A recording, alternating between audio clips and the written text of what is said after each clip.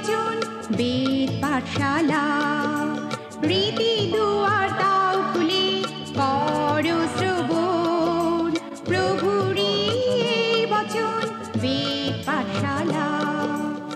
নমস্কার, শুরু করছি এক বাইবেল অধ্যয়নমূলক অনুষ্ঠান বেদ পাঠশালা। এই অনুষ্ঠানের মাধ্যমে আপনি জানতে পারবেন ঈশ্বরের বাক্য, পবিত্র বাইবেলের নিগূঢ় তত্ত্ব। তাহলে শুনুন আজকের অনুষ্ঠান বেদ পাঠশালা। প্রিয় শ্রোতা বন্ধু, বেদ পাঠশালা অনুষ্ঠানে আপনাকে স্বাগত জানাই। এই অনুষ্ঠানে আমরা সমগ্র বাইবেল ধারাবাহিকভাবে অধ্যয়ন করছি, আর এখন আমরা ভাববাদীদের বইগুলি অধ্যয়ন করছি। আসুন এখন আরেকবার আমরা সেই প্রধান ভাববাদীদের একজন জিরমীয় ভাববাদীর বিষয়ে অধ্যয়ন করি। জিরমীয় ভাববাদী যখন কারাগারে ছিলেন, সেই সময় তার প্রচারগুলি লিপিবদ্ধ করার জন্য তিনি যেমনভাবে পরপর সেইগুলি স্মরণ করেছিলেন, তার বইতে সেইগুলি ঠিক ওইভাবেই পরপর লিপিবদ্ধ করা হয়েছে। এই বইয়ের 36 অধ্যায়ে এই বিষয়ে লেখা আছে, ঈশ্বর তাকে 41 বছরের সেবা কাজে যে যে মহান প্রচার করতে দিয়েছিলেন, সেইগুলিই তিনি স্মরণ করেছিলেন। তিনি যেভাবে একের পর এক সেইগুলি প্রচার করেছিলেন, সেইভাবে পরপর এইগুলি লিপিবদ্ধ করা হয়নি। এই বইটি অধ্যয়ন করার সবথেকে ভালো উপায় হল শুধুমাত্র জিরমীয় ভাববাদীর প্রচারগুলির সারমর্ম অধ্যয়ন করা। আমরা জেনেছি যে জিরমীয় ভাববাদী বিভিন্ন প্রতীক প্রদর্শনের মাধ্যমে প্রচারে খুবই দক্ষ ছিলেন। আমরা দেখেছি তিনি কুম্ভকারের মাটির পাত্র তৈরি করাকে প্রতীকরূপে ব্যবহার করে বলতে চেয়েছিলেন যে বাবিল দেশের কাছে তাদের বন্দিত্ব পরবর্তী সময়ে একটা সুন্দর বিষয়ে পরিণত হবে। আমরা আগেও দেখেছি যে জিরমীয় ভাববাদী একটা খুব বড় ও সুন্দর ফুলদানি মন্দিরের মেঝেতে আছড়ে ভেঙে ফেলেছিলেন। তিনি বলেছিলেন, তোমরা যারা বন্দিরূপে যাবে তারা নূতনভাবে গঠিত হবে, কিন্তু তোমরা যেতে অস্বীকার করছো। তারপর তিনি ওই ফুলদানিটা ভেঙে ফেলে তাদেরকে বলেছিলেন, তোমরা এইভাবে টুকরো টুকরো হয়ে যাবে। জিরমীয় ভাববাদীর প্রত্যেকটি মহান প্রচারের মধ্যে আমাদের আধ্যাত্মিক আবেদনের বিষয় অন্বেষণ করা উচিত। অনেক সময় আমরা শাস্তিস্বরূপ এই বিষয়ের অভিজ্ঞতা লাভ করি যে ঈশ্বর আমাদেরকে নতুন পাত্রে পরিণত করতে চান। যখন আমাদের পাপ খুবই ভয়ঙ্কর হয়ে ওঠে, তখন আমরা সেই ধ্বংসপ্রাপ্ত পাত্রে পরিণত হই। জিরমীয় ভাববাদী আধ্যাত্মিক আবেদন রূপে এই বিষয়টাই তার প্রচারের মধ্যে দিয়ে বলতে চেয়েছিলেন। জিরমীয় ভাববাদী 2 ডালা ডুমুর ফলকে তার প্রচারের প্রতীক রূপে ব্যবহার করেছিলেন। তিনি বলেছিলেন, আর দেখো, সদাপ্রভুর মন্দিরের সম্মুখে 2 ডালা ডুমুর ফল স্থাপিত, তাহার মধ্যে 1 ডালায় আশুপক্ষ ডুমুর ফলের ন্যায় অতি উত্তম ফল ছিল, আর 1 ডালায় অতি মন্দ ফল ছিল, এমন মন্দ যে খাওয়া যায় না। তখন সদাপ্রভু আমাকে বলিলেন, জিরমীয়, তুমি কি দেখিতেছ? আমি কহিলাম, ডুমুর ফল, উত্তম ফল অতি উত্তম এবং মন্দ ফল অতি মন্দ, এমন মন্দ যে খাওয়া যায় না। পরে সদাপ্রভুর এই বাক্য আমার নিকটে উপস্থিত হইল। ইসরায়েলের ঈশ্বর সদাপ্রভু এই কথা কহেন, আমি জিহুদার যে বন্দীগণকে এই স্থান হইতে কলদীয়দের দেশে পাঠাইয়াছি, তাহাদিওকে এই উত্তম ডুমুর ফলে সদৃশ্য করিয়া মঙ্গলার্থে লক্ষ্য করিব, কারণ আমি মঙ্গলার্থে তাহাদের প্রতি দৃষ্টি রাখিব ও পুনর্বার তাহাদিওকে এই দেশে আনিব। তাহাদিওকে গাঁথিব, উৎপাটন করিব না, রোপণ করিব, উন্মূলন করিব না। আর আমি যে সদাপ্রভু তাহা জানিবার মন তাহাদিওকে দিব, আর তাহারা আমার প্রজা হইবে ও আমি তাহাদের ঈশ্বর হইব, কেননা তাহারা সর্বান্তঃকরণে আমার প্রতি ফিরিয়া আসিবে। আর যে ফল মন্দ, এমন মন্দ যে তাহা খাওয়া যায় না, তাহা যেমন সত্যই সদাপ্রভু এই কথা বলেন, সেইরূপ আমি জিহুদার রাজা সিদিকিওকে, তাহার অধ্যক্ষগণকে ও জেরুসালেমের অবশিষ্ট লোকদিওকে, যারা এই দেশে রইয়াছে তাহাদিওকে, এবং যাহারা মিশর দেশে বাস করিতেছে তাহাদিওকে সমর্পণ করিব। আমি অমঙ্গলার্থে তাহাদিওকে পৃথিবীর সমুদয় রাজ্যে ভাসিয়া বেড়াইবার জন্য সমর্পণ করিব, এবং যে সকল স্থানে তাড়না করিব, সেই সকল স্থানে তাহাদিওকে টিটকারি, প্রবাদ, বিদ্রূপ ও অভিশাপের পাত্র করিব। আর আমি তাহাদিওকে ও তাহাদের পিতৃপুরুষদিওকে যে দেশ দিয়াছি, তথা হইতে তাহারা যে পর্যন্ত নিঃশেষে উচ্ছিন্ন না হয়, সে পর্যন্ত তাহাদের মধ্যে খড়গ, দুর্ভিক্ষ ও মহামারী প্রেরণ করিব। জিরমীয় ভাববাদী অবিরত এই রকম প্রচার করেছিলেন। জেরুজালেম শহরে দুই ধরনের মানুষ ছিল। একদল বাবিল দেশের কাছে বন্দিত্বের বিষয়টাকে ঈশ্বরের শাস্তিরূপে উপলব্ধি করেছিল এবং অনুতাপ করেছিল, আর অন্য দল, যেমন রাজা সিদিকিয়া, এই বিষয়টাকে অস্বীকার করেছিল এবং প্রত্যাখ্যান করেছিল। ফলত সেই ধ্বংসপ্রাপ্ত পাত্রে বা মন্দ ডুমুরে পরিণত হয়েছিল। জিরোমীয় ভাওবাদীর আরও অনেক প্রচার আমরা সংক্ষেপে আলোচনা করতে পারি। আর কিছু কিছু প্রচার আজকের দিনে যাকে মানবতাবাদ বলা হয় তার বিপক্ষে ছিল। এই মানবতাবাদ বিষয়টি নতুন কোনো বিষয় নয়, কিন্তু ইহা অনেক পুরনো একটি বিষয়। এই মানবতাবাদ বলে, আমি আমার ভাগ্য গঠন করি এবং আমার আত্মার পরিচালনা করি। আমি যা করতে পারি সেই দিকে এগিয়ে নিয়ে যেতে পারি। ইহার জন্য প্রয়োজন শুধুমাত্র আত্মবিশ্বাস। কিন্তু যখন আমরা সাধু মসির মতো মানুষের জীবন অধ্যয়ন করি, তখন তার জীবন থেকে এই আত্মিক বিষয় শিক্ষা করি যে আমি নই, কিন্তু তিনি, এবং তিনি আমার সঙ্গে আছেন। আমি পারি না, কিন্তু তিনি পারেন এবং তিনি আমার সঙ্গে আছেন। জিরোমীয় ভাওবাদীও এই বিষয়টার বিপক্ষে প্রচার করেছিলেন। আমরা দেখি এই বইয়ের 10 অধ্যায়ে তিনি বলেছেন, হে সদাপ্রভু, আমি জানি মনুষ্যের পথ তাহার বশে নয়। মনুষ্য চলিতে চলিতে আপন পাদবিক্ষেপ স্থির করিতে পারে না। তারপরে দেখুন 17 অধ্যায়ে তিনি বলেছেন, যে ব্যক্তি মনুষ্যে নির্ভর করে, মাংসকে আপনার বাহু জ্ঞান করে ও যাহার অন্তঃকরণ সদাপ্রভু হইতে সরিয়া যায়, সে শাপগ্রস্ত। তারপর তিনি সেই মহান সত্যের বিষয়ে বলেছেন, ধন্য সেই ব্যক্তি যে সদাপ্রভুতে নির্ভর করে, যাহার বিশ্বাস ভূমি সদাপ্রভু। ইহা প্রকৃতই মানবতাবাদ সংক্রান্ত দর্শনের ঠিক উল্টো কথা বলে। এমন অনেক মানুষ আছেন যারা বিশ্বাস করেন যে তাদের কোনো পালকের প্রয়োজন নেই, তাদের এমন কোনো সমস্যা নেই যা তারা নিজেরা সমাধান করতে পারে না। তারা মনুষ্য বিদ্যাবুদ্ধি ক্ষমতার উপর নির্ভর করে, কিন্তু পবিত্র শাস্ত্র বলে, ইহাই সব নয় যা তোমার প্রয়োজন। তোমার একজন পালকের প্রয়োজন, ঈশ্বরের কাছ থেকে প্রকাশিত সত্যের প্রয়োজন, এবং সেই সত্য পালন করার জন্য ঐশ্বরিক শক্তির প্রয়োজন। সমস্ত ভাওবাদীরা এই বিষয়টাই শিক্ষা দিতে চেয়েছিলেন। আমি আগেই বলেছিলাম যে জিরোমীয় ভাওবাদী খুবই ভেঙে পড়েছিলেন। এই পুস্তকের 8 অধ্যায়ে আমরা দেখি তিনি বলেছেন, আহা, আমি যদি দুঃখে সান্ত্বনা পাইতাম, আমার মধ্যে হৃদয় মূর্ছিত।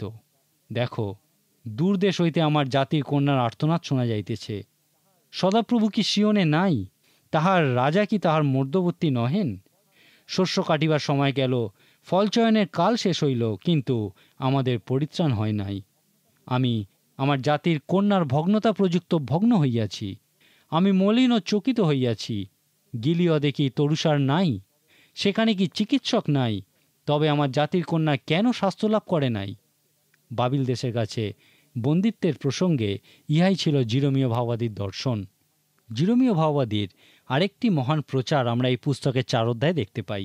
লেখা আছে, সদাপ্রভু জেরুজালেম ও জিহুদার লোকদিগকে এই কথা কহেন, তোমরা আপনাদের পতিত ভূমি চাষ করো, কণ্টক বন মধ্যে বীজ বপন করিও না। তোমরা সদাপ্রভুর উদ্দেশ্যে ছিন্নতক হও, আপন আপন হৃদয়ের ত্বক দূর করিয়া ফেলো, পাছে তোমাদের ক্রিয়ার দুষ্টতা প্রযুক্ত আমার ক্রোধ অগ্নিবৎ জ্বলিয়া ওঠে এবং এমন দাহ করে যে কেহ নিবাইতে পারিবে না। এই মহান প্রচারটির সঙ্গে যীশু খ্রিস্টের একটি প্রচারের অনেক মিল দেখতে পাওয়া যায়। ইহাকে আমরা বলি বীজ বপকের দৃষ্টান্ত। এখানে যীশু খ্রিস্ট বীজ বপনের জন্য বীজ ছড়িয়ে দেওয়ার কথা বলেছিলেন, যা 4 ধরনের জমিতে পড়েছিল। এই 4 ধরনের জমি ঈশ্বরের বাক্য শিক্ষার ক্ষেত্রে 4 রকম প্রতিক্রিয়ার কথা বলে। প্রথম ধরনের জমির বিষয়ে আমরা দেখি, লেখা আছে, বপনের সময় কতক বীজ পথের পার্শ্বে পড়িল, তাহাতে পক্ষীরা আসিয়া তাহা খাইয়া ফেলিল।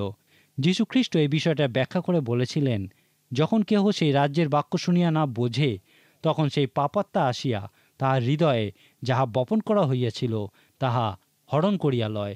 দ্বিতীয় জমির বিষয়ে আমরা দেখি, লেখা আছে, আর কতক বীজ পাষাণময় ভূমিতে পড়িল, সেখানে অধিক মৃত্তিকা ছিল না, তাহাতে অধিক মৃত্তিকা না পাওয়াতে তাহা শীঘ্র অঙ্কুরিত হইয়া উঠিল, কিন্তু সূর্য উঠিলে পর মুড়িয়া গেল এবং তাহার মূল না থাকাতে শুকাইয়া গেল। যীশু খ্রিস্ট এর ব্যাখ্যা করে বলেছিলেন, এ সেই যে বাক্য শুনিয়া আনন্দপূর্বক গ্রহণ করে, কিন্তু তাহার অন্তরে মূল নাই। সে অল্পকাল মাত্র স্থির থাকে, পরে সেই বাক্য হেতু ক্লেশ কিংবা তাড়না ঘটিলে সে অমনি বিঘ্ন পায়। তৃতীয় জমির বিষয় তিনি বলেছিলেন, আর কতক বীজ কাঁটা বনে পড়িল, তাহাতে কাঁটা গাছ বাড়িয়া তাহা চাপিয়া রাখিল। আর ব্যাখ্যাস্বরূপ তিনি বলেছিলেন, এ সেই যে সেই বাক্য শোনে আর সংসারের চিন্তা ও ধনের মায়ায় সেই বাক্য চাপিয়া রাখে, তাহাতে সে ফলহীন হয়। এরপর চতুর্থ জমির বিষয় লেখা আছে, আর কতক বীজ উত্তম ভূমিতে পড়িল ও ফল দিতে লাগিল।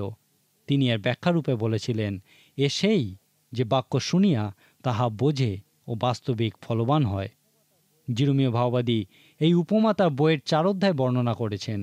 তিনি সেই ঈশ্বরের লোকেদের কাছে ঈশ্বরের বাক্য প্রচার করার মুহূর্তে তাদেরকে বলেছিলেন, আপনাদের পতিত ভূমি চাষ করো। তিনি এখানে একটা খুব সুন্দর প্রতীক ব্যবহার করেছিলেন।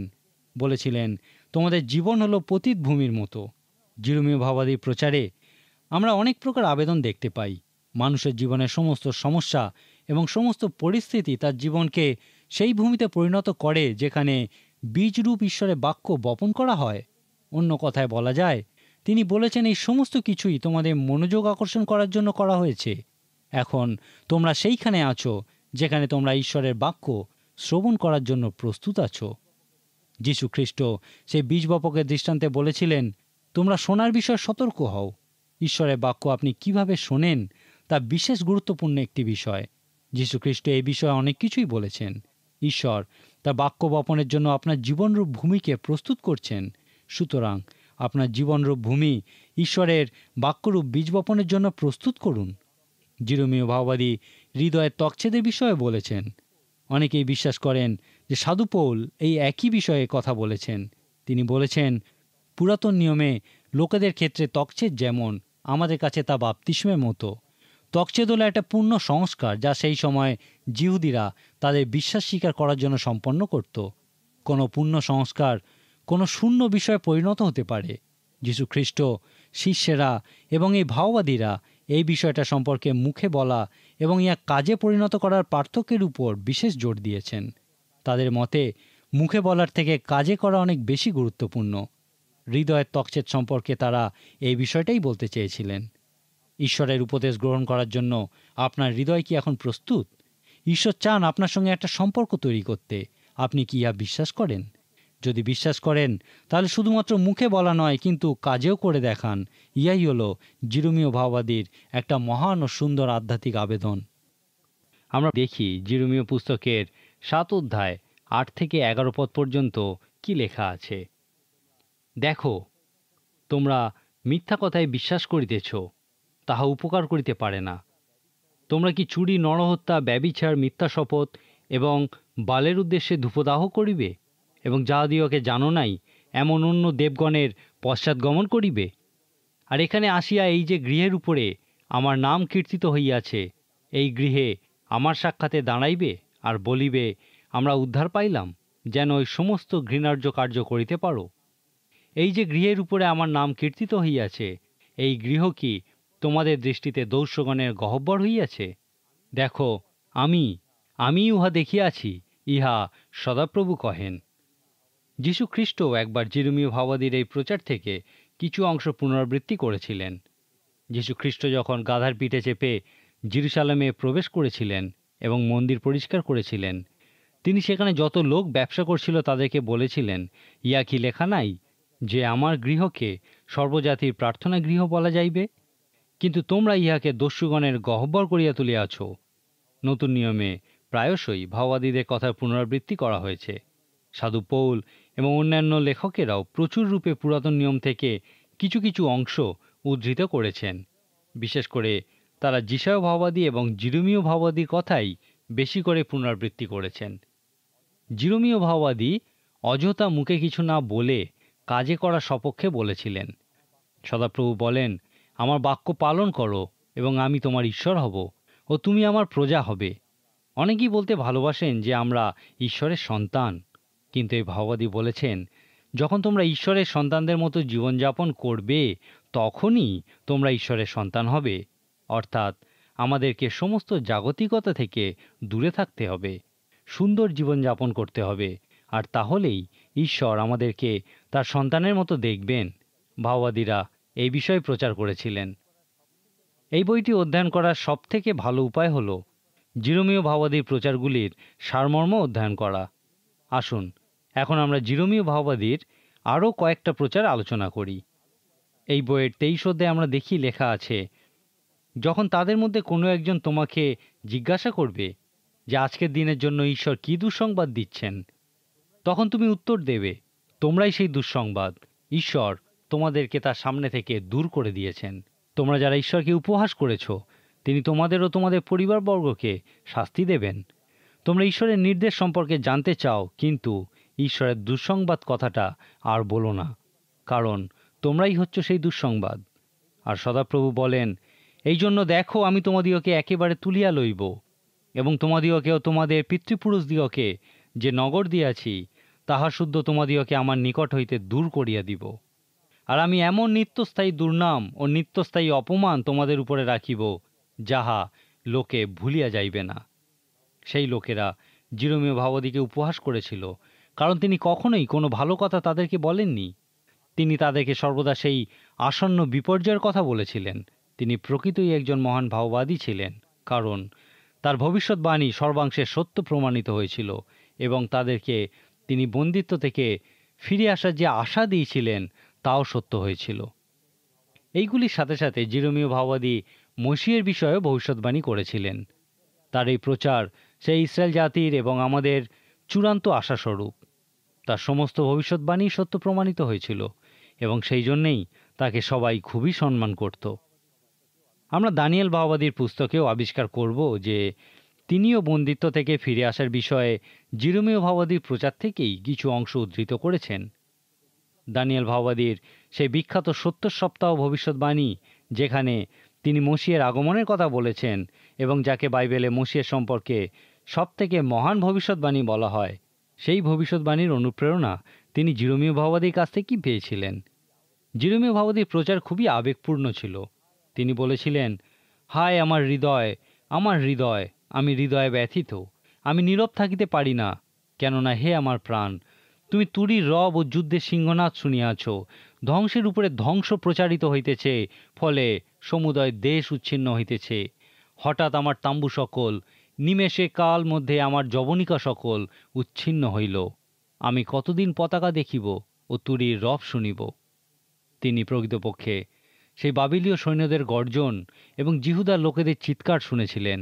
তিনি অবিরত সেই ভয়ঙ্কর সত্য দেখতে পেতেন, সেই জন্যেই তিনি এই প্রশ্ন করেছিলেন। তারপর তিনি এর উত্তরে বলেছেন, বস্তুত আমার প্রজারা অজ্ঞান, তাহারা আমাকে জানে না, তাহারা নির্বোধ বালক, তাহাদের বিবেচনা নাই, তাহারা কদাচারে পটু, কিন্তু সদাচার করিতে জানে না। আজকের দিনে আমাদের ক্ষেত্রেও এই কথা প্রযোজ্য। আমরা শুধু ধ্বংস করার অস্ত্র প্রস্তুত করতেই জানি, কিন্তু প্রকৃত উত্তম কোনো কাজ করতে জানি না। এরপর যদি আপনি এই পুস্তকের 5 ও 6 অধ্যায়টি পড়েন, সেখানে জিরোমীয় ভাববাদী আরেকটির মহান প্রচার দেখতে পাবেন। তিনি বলেছিলেন, সমস্ত মানুষই অসৎ হয়ে গেছে, তারা অসৎ বিষয়ের প্রতিই লোভ করে, এমনকি ভাববাদী ও পুরোহিতেরাও অসৎ হয়ে গেছে। এই মহান ভাববাদীরা যেমন যিশায় ভাববাদী, জিরোমীয় ভাববাদী, এই সমস্ত সমস্যার জন্য সেই পুরোহিত বা যাজকদের আত্মিক নেতৃত্বকেই দায়ী করেছিলেন। ব্যক্তিগত শিক্ষা ও প্রস্তুতির বিষয়ে জিরোমীয় ভাববাদীর একটা প্রচার আমরা এই পুস্তকের 12 অধ্যায়ের 5 পদে দেখতে পাই। লেখা আছে, তুমি যদি পদাতিকদের সহিত দৌড়াইয়া গিয়া থাকো, আর তাহারা তোমাকে ক্লান্ত করিয়া থাকে, তবে অশ্বগণের সহিত কি প্রকারে পারিয়া উঠিবে? আর যদ্যপি শান্তির দেশে নির্ভয়ে থাকো, তথাপি জর্দনের শোভাস্থানে কি করিবে? কাউকে কোনো সেবা কাজে প্রেরণের পূর্বে এই কাজের ক্ষেত্রে তার বিশ্বাসযোগ্যতা প্রমাণ করা অবশ্য কর্তব্য। নতুন নিয়মও এই একই কথা বলে। জিরোমীয় ভাববাদী প্রচারে আরেকটি ভয়ঙ্কর বিষয় আমরা দেখতে পাই। লেখা আছে, তখন সদাপ্রভু আমাকে কহিলেন, যদ্যপি মসীহ সমুয়েল আমার সম্মুখে দাঁড়াইত, তথাপি আমার প্রাণ এই জাতির অনুকূল হইত না। তুমি আমার সম্মুখ হইতে তাহাদিওকে বিদায় করো, তাহাদিওকে বলিও, সদাপ্রভু এই কথা কহেন, মৃত্যুর পাত্র মৃত্যু স্থানে, খড়গের পাত্র খড়গের স্থানে, দুর্ভিক্ষের পাত্র দুর্ভিক্ষের স্থানে, বন্দিত্বের পাত্র বন্দিত্বের স্থানে গমন করুন। আমি 4 জাতিকে তাহাদের উপরে নিযুক্ত করিব, বধ করিবার জন্য খড়গ, টানাটানি করিবার জন্য কুকুর, আর আমি এমন করিব যে তারা পৃথিবীর সমস্ত রাজ্য ভাসিয়া বেড়াইবে। জিহুদার রাজা মনস্বীর নিমিত্ত জেরুজালেমে কৃত তাহার কার্যের নিমিত্ত ইহা করিব। জিরোমীয় ভাববাদী এইরকম ভয়ঙ্কর প্রচারের সাথে সাথে সর্বদা আশার কথাও প্রচার করতেন। এই পুস্তকের 16 অধ্যায়ে যা বলেছেন, 1 করিন্থীয় 7 অধ্যায়ে সাধু পৌল সেই একই কথা বলেছেন। এই অধ্যায়ে সাধু পৌল প্রথমেই বলেছেন স্ত্রীলোককে স্পর্শ না করা মনুষ্যের ভালো, কিন্তু তারপরেই তিনি বলেছেন কিন্তু ব্যভিচার নিবারণের জন্য প্রত্যেক পুরুষের নিজের নিজের ভার্যা থাকুক। যতক্ষণ না আপনি এই অধ্যায়ের 26 পত্রটি পড়ছেন ততক্ষণ আপনি একটু আশ্চর্য বোধ করতেই পারেন। এখানে লেখা আছে, আমার বোধ হয় উপস্থিত সংকট প্রযুক্ত ইহাই ভালো। সেই সময় তারা বিভিন্ন উৎপীড়ন নিপীড়নের শিকার হচ্ছিল এবং তারা সাধু পৌলকে প্রশ্ন করেছিল, এমতো অবস্থায় আমাদের সন্তানদের কি বিবাহ করা উচিত? এখন কোনো মানুষের কাছে সবথেকে কষ্টকর বিষয় হলো তার ভালোবাসার মানুষকে অত্যাচারিত হতে দেখা। সাধু পৌল এই জন্যই বলেছিলেন তারা যদি অবিবাহিত থাকতে পারে তাহলে সব থেকে ভালো, কিন্তু তারা যদি একান্তই ইন্দ্রিয় দমন না করতে পারে তাহলে তাদের বিবাহ করা উচিত। এই উপদেশ তিনি সেই সময়কার সংকটের জন্যই দিয়েছিলেন। জিরোমীয় ভাওবাদীও বিভিন্ন বিপর্যয় বন্দিত্বের সময় প্রচার করেছিলেন। সেই জন্যেই 16 অধ্যায়ে তিনি বলেছেন, তুমি এই স্থানে বিবাহ করিও না, পুত্রকন্যাদের জন্ম দিও না। তারপর তাদের প্রত্যেকের উদ্দেশ্যে তিনি বলেছিলেন, তাহারা অতি যন্ত্রণাদায়ক মরণে মরিবে, তাহাদের নিমিত্ত কেহ বিলাপ করিবে না, কেহ তাহাদিয়াকে কবর দেবে না, তাহারা ভূমির উপরে ষাঁড়ের ন্যায় পড়িয়া থাকিবে, তাহাদের সব আকাশের পক্ষীগণের ও ভূমির পশুদের ভক্ষ হইবে। এই সমস্ত কিছুর মধ্যে দিয়ে তিনি বলতে চেয়েছিলেন বিবাহ করো না। 17 অধ্যায়ে আমরা প্রার্থনার আকারে জিরোমীয় ভাওবাদীর আরেকটা মহান প্রচার দেখতে পাই। তিনি বলেছেন, হে সদাপ্রভু, আমাকে সুস্থ করো, তাহাতে আমি সুস্থ হইব, আমাকে পরিত্রাণ করো, তাহাতে আমি পরিত্রাণ পাইব, কেননা তুমিই আমার প্রশংসা ভূমি। ঈশ্বর যদি আমাদেরকে প্রকৃতই সুস্থ না করেন, পরিত্রাণ না করেন, তাহলে আমরা কোনোভাবেই সুস্থ হতে পারি না বা পরিত্রাণ লাভ করতে পারি না। আমরা অনেক মানুষের কাছে এই বিষয়ে যাচনা করি, কিন্তু একটা সময় আসে যখন আমরা বুঝতে পারি যে একমাত্র ঈশ্বরই তার নির্মিত সময়ে আমাদের সুস্থ করতে পারেন, আমাদের পরিত্রাণ সাধন করতে পারেন। আর যখন আমরা ইহা উপলব্ধি করি তখন আমরাও জিরোমীয় ভাওবাদীর মতো ওই একই প্রার্থনা করি, হে সদাপ্রভু, আমাকে সুস্থ করো, তাহাতে আমি সুস্থ হইব, আমাকে পরিত্রাণ করো, তাহাতে আমি পরিত্রাণ পাইব। এই পুস্তকের 31 ও 33 অধ্যায়ে আমরা জিরোমীয় ভাওবাদীর মসীহ বিষয়ক একটা মহান প্রচার দেখতে পাই। লেখা আছে, সদাপ্রভু বলেন, আমি তো চির প্রেমে তোমাকে প্রেম করিয়া আসিতেছি, এই জন্য আমি তোমার প্রতি চিরস্থায়ী দয়া করিলাম। তারপর দেখি সেই মূল অংশ লেখা আছে, আমি তাহাদের অন্তরে আমার ব্যবস্থা দিব ও তাহাদের হৃদয়ে তাহা লিখিব, এবং আমি তাহাদের ঈশ্বর হইব ও তাহারা আমার প্রজা হইবে। এরপরেই তিনি মসীহের বিষয়ে ভবিষ্যৎবাণী করেছিলেন। ইব্রিয় ইতিহাস বলে যে এই ভাওবাদীরা সকলেই ঈশ্বরের লোকেদের সমগ্র পৃথিবীতে ছড়িয়ে পড়ার কথা বলেছিলেন এবং আবার তাদের একত্রিত হওয়ার কথাও বলেছিলেন। যাই হোক, এই সমস্ত ভাওবাদীরা প্রত্যেকেই সেই জিহুদীদের ভৌগোলিক প্রত্যাবর্তনের সাথে সাথে আত্মিক প্রত্যাবর্তনের বিষয়ে বলেছিলেন। তবে ইহা এখনও পর্যন্ত ঘটেনি, কিন্তু এই ভবিষ্যৎবাণীর প্রতি লক্ষ্য রাখুন, ইহা অবশ্যই সত্য প্রমাণিত হবে। আজকে আমাদের আর সময় নেই, কিন্তু প্রিয় শ্রোতা, অনুষ্ঠান শেষ করার আগে আমি আপনাকে বিশেষ করে বলতে চাই যে জিরোমীয় ভাওবাদীর পুস্তক থেকে অনেক ব্যক্তিগত আবেদন দেখতে পাওয়া যায়। ব্যক্তিগতভাবে আপনারও আমার জন্য সেখানে অনেক কিছু আছে, কিন্তু এখন আমি আপনার জন্য একটা বিশেষ আবেদন রেখে যেতে চাই যে সদাপ্রভু বলেন, আমি তো চিরপ্রেমে তোমাকে প্রেম করিয়া আসিতেছি, এই জন্য আমি তোমার প্রতি চিরস্থায়ী দয়া করিলাম। এখন আমি আপনাকে একটা প্রশ্ন করতে চাই, আপনি কি ঈশ্বরের এই ভালোবাসার উপহার গ্রহণ করেছেন? যদি আপনি এখনও ঈশ্বরের এই ভালোবাসার উপহার গ্রহণ না করে থাকেন, তাহলে অবশ্যই আজকে গ্রহণ করুন। আজকের মতো এখানেই শেষ করি। আশা করি পরের দিন আপনি অবশ্যই আবার আমাদের সঙ্গে এই অনুষ্ঠানে উপস্থিত থাকবেন। ঈশ্বর আপনার মঙ্গল করুন। প্রিয় শ্রোতা বন্ধু, বেদ পাঠশালা অনুষ্ঠানটি কেমন লাগলো এবং আপনি যদি বিনামূল্যে বাইবেল অধ্যয়ন সহায়ক পুস্তিকা পেতে চান, তাহলে পত্রের মাধ্যমে, ইমেলে অথবা ফোনে আপনি আমাদের সাথে যোগাযোগ করতে পারেন। আমাদের ফোন নম্বর হল 24380045। ইমেলের জন্য লিখুন bengalivp@radio882.com। শেষে জানাই আমাদের ঠিকানা বেদ পাঠশালা, পোস্ট বক্স নম্বর 16925, কলকাতা 700034। আমাদের আরেকটি ঠিকানা হলো বেদ পাঠশালা, জিপিও বক্স নাম্বার 87, শিলিগুড়ি 1। তাহলে আবার দেখা হবে। নমস্কার।